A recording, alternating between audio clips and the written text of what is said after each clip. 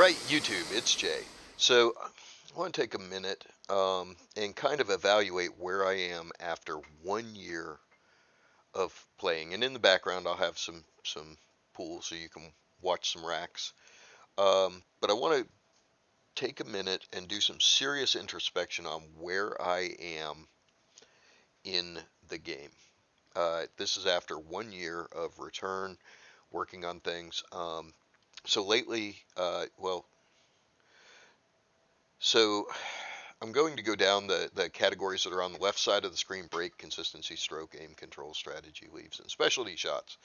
And I want to talk about these I want to take them one at a time and talk about where I am now and compare it to where I was when I was on tour many years ago. By the way, dog noises here is what caused me to stand up and move the cue ball back. Um, so my break. My 9 ball break now is world class. No ifs, ands, or buts about it. I am making a ball on the break and able to see the one in more than 90% of my breaks. Um, and out of those, I'm running about, I'm going to say about 40%. Um, the uh, 10 ball break, and straight pool break are still lagging because I've been focused solely on 9 ball. Um, my 10 ball break definitely needs some work. Overall, though, my break compared to what it was, 15, almost 20 years ago, when I stopped playing, um, I would say I certainly do not have the power I had back then. Back then, I had 60 more pounds of mass that I was putting behind the cue ball. Um, and I had uh, and it was an era where the break was all about power. Um, from a power perspective, I'm nowhere near where I was. I was breaking up in the Bustamante class back then. Um, Now I couldn't get anywhere close to that speed. However, I have better control of my brakes. I'm making more balls on the brake. Um, Overall, my brake is as good in 9 ball as it's ever been. Um, but again, 10 ball, straight pull, need to work on those. Okay, consistency. Um, Consistency and aim, I really should have put those together. I'm going to talk about both of them right now. My aim is inconsistent, and that has a lot to do with what's gone on with my eyes as I've gotten older. Um, when I shoot, I see 2 balls. I have to pick the right ball. And you're going to see some cases in this video where I have a fairly easy shot and I'll miss it because I picked the wrong one of those 2 balls. Um, Consistency and aim, I would say I am about 60% right now of what I used to be. If I that's it's my number one area that I need to improve in, and I'm also adjusting leaves to compensate for that because there's certain distances that there are certain distances where it doesn't affect me as much as it did. Another thing that does affect me is when I'm tired. If I'm tired, as I get more and more tired, the balls spread. The 2 images of the balls that are superimposed spread further apart, making it harder to be accurate. Um, so consistency and aim, maybe 60%, 70%, maybe. Um, I'm missing too many balls. It's my number one area that I'm focused on now. Uh, Stroke. So I have recently made it a change to my stroke that I think is the final change to it, other than just minor adjustments. Um, my stroke now is probably 80% of what it used to be, but it's more than enough for the game. The game is played differently now than it was then. those big draw strokes, the Corey dual stroke where it jerks the cue ball back. People just don't play those now. Everybody's gone to a more risk-averse version of the game, where if you're just not sure, or if you're going to have to pull something like that off, um, unless you have no other choice, you're playing safe. And safeties have always been one of my strengths. I'll talk about that in strategy. Um, so my strokes 80%, but that's probably good enough. It will develop over time to get where it needs to be. Um, but where I'm at with my stroke is exactly where I want to be. I'm stroking it straight. I'm following through. I'm staying down on the ball, and I can get massive amounts of English when I want them. So stroke 80 to 90% of where I was. Um, Control. So when I'm talking about control here, I'm talking about two things. I'm talking about controlling the cue ball uh, in terms of touch, and I'm talking about controlling object balls when I run into them. And I will say that I am as strong now as I was back in the day. So that's 100%. I am where I was as far as touch, uh, controlling the ball, even on very fast tables. I'm getting really good leaves. Now, the when I leave the ball, I am typically not rolling for a touch leave. I'm typically going to a rail and taking advantage of the rail. Now, it just so happens the shot that you just saw, um, the three ball makes that bottom pocket huge, so all I had to do is be where I could see the two to make it. Now, I did make a mistake here on the rack you're looking at with the two ball take. I took it for granted because the three made it so big, and I hit way more of the three than I should have, which kind of screwed me over. Strategy from a strategic standpoint. So there's a bunch of stuff in strategy. So first of all, pattern play. Um, my patterns are good but not great. Um, I'm seeing patterns and I am leaving them. There's probably some room for improvement in there, and I'm going to engage a couple of people that are pro level to to work on my patterns. Ray Martin's a good friend of mine. Well, I can't say good friend anymore because we don't talk all that often since I moved to Atlanta. Did talk to him a month ago or so. I will probably go uh, and take a lesson with Ray because he is one of the pool gods when it comes to pattern play and controlling the cue ball. He is one of, if not the best of all time. One of his nicknames, of course, his quote official unquote nickname is Cool Cat, but they also used to call him the Grandmaster of the cue ball. So I am going to engage with Ray. Probably it's a couple hour, or actually it's about a 6 hour drive to get to where he is. Um, so I will do that and use that as an opportunity to improve my pattern play and also my straight pool. It'd be silly to work with Ray and not work on straight pool. Um, as far as strategy on safeties, um, that is and always has been one of my strongest points. I win games with safeties, and I still do today.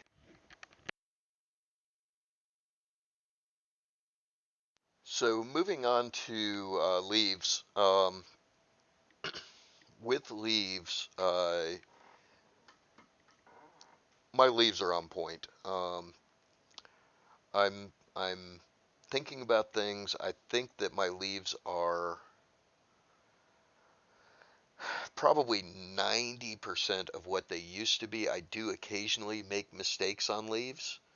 Um, and when I do, they tend to uh, be the reason I don't get out. Now, when I say that I get out on about 40 or 50% of racks that I when I break, the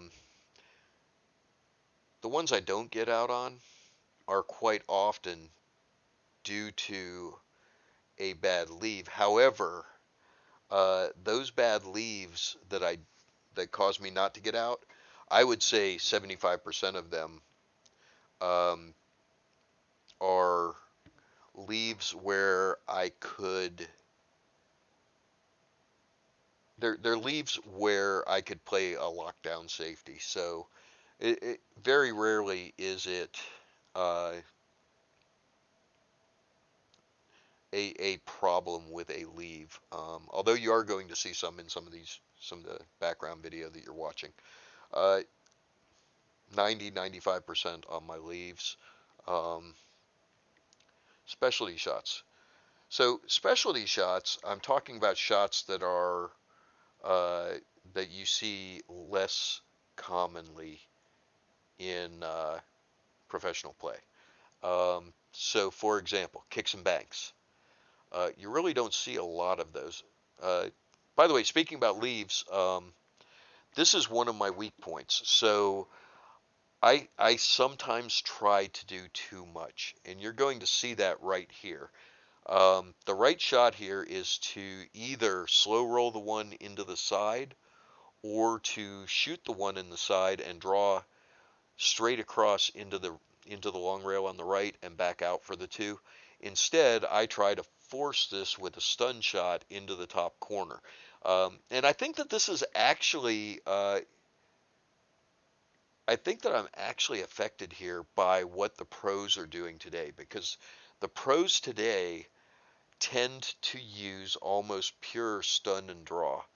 Um, and it's exactly the opposite of how it was when I was playing. And if you watch any of the videos where Earl is commentating, he'll say, "Yeah, they play different here. I don't know what they're doing," because today's pros draw and stun as often as we would have followed back in the day. And my style is very similar to Earl's, by the way. Always has been. Earl was one of my role models for pool, so to speak, as far as his play, not necessarily the attitude, but the play. Um, he was one of those people that I studied to learn how to play the game. So a lot of my pattern play is similar to Earl's. I've been converting it more to today's, where it's a lot of stun, a lot of draw, a lot of hold the cue in the center of the table. However, uh, the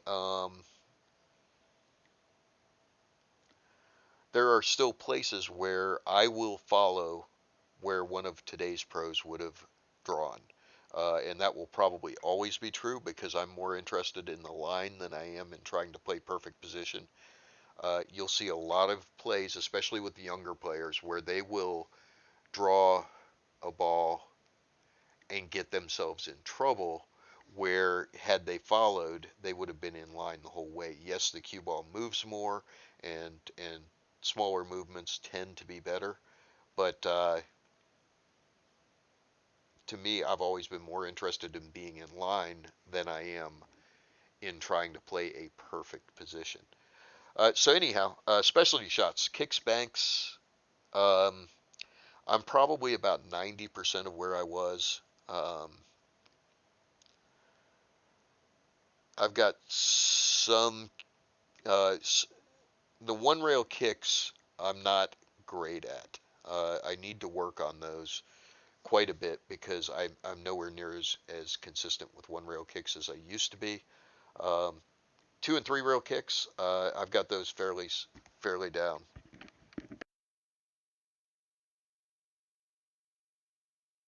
Since I just shot one while you were watching, oh, by the way, that consistency aim thing is what caused me to miss that seven ball. Um, since I just shot one, jump shots. My jump shots are probably uh, 85 or 90% of where I was. I make a lot of them when I try them. I used to be known for jump shots, and so uh, in fact, the very last professional shot I shot was a jump shot. Um, it was against Earl in the UPA inaugural. So jump shots, I'm probably 80 or 90%. I'm pretty accurate with them. My English off of the jump shots is not as good as it used to be. I used to be able to control the cue just as well on a jump shot as I could on a non-jump shot. If I needed to draw, I could draw. If I needed to follow, I could follow, and I could do it with the same precision that I did a shot that was a non-jump shot. Um, I do not have that right now. That's an area I need to work on, but it's pretty low priority behind the consistency name thing. Uh, Swerve shots and masses. I'm probably 60% of where I was. I can swerve it. Small swerves are fairly straightforward. Big ones and actual masses. I don't focus on them because I don't play them in tournaments unless I have to. And right now with jump cues, there's no reason to play them. There are very few situations where a masse is the correct shot. And it seems like Chris Melling always finds those shots. Uh, there are some other specialty shots, the top stop type massive spin, doubling, tripling the rail. Um, I can shoot those, but they're not something I'm going to do very often, and so not a lot of focus on those. I'd say those shots I can execute them as well as I used to, but I just don't shoot them. So uh, overall, I would say I'm about 80%, 80 to 85% of where I was. And a big part of that is consistency and aim. If I can get my consistency and aim back down, I think I've got my consistency. It's just aim now. If I can get my aim down to where it used to be, or even close, I think I can be competitive again. Um, so I think overall, 80 to 85% of where I was uh, back when I was playing constantly. Um, Putting in a lot of time on the table, man, a lot of time. I'm looking forward to a good year. I may actually go play. I'm not sure yet, but I might go play the Southeast Open. It's only a couple of hours away from me in Chattanooga, and uh, see how I'm doing. The tournaments and things. So the competitive side of it. Um, the equipment around here is just so bad. Um, the play I've played a couple of times in one of the local tournaments. It's a pretty strong tournament, but it's handicapped for the it's handicapped in a way that strongly favors the lesser player in the match.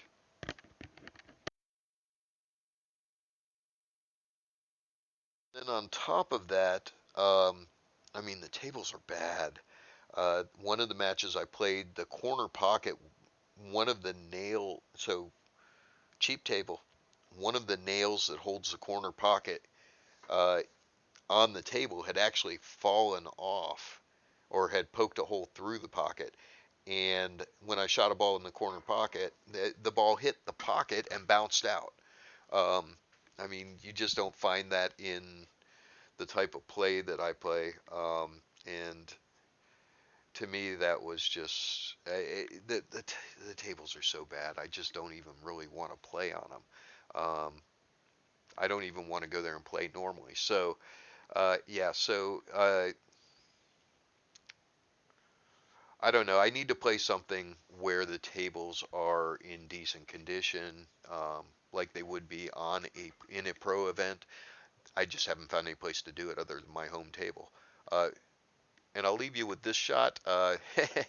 That was one of those ones where I was trying to do too much. I tried to use bottom left hand English to hit the side rail, hit the bottom rail, and just kind of die off for the seven. And I got too much draw and too little left, and I ended up directly behind the nine ball. With that, that's my 1 year update, and we'll keep going. I'm still planning to get back into the pro tour.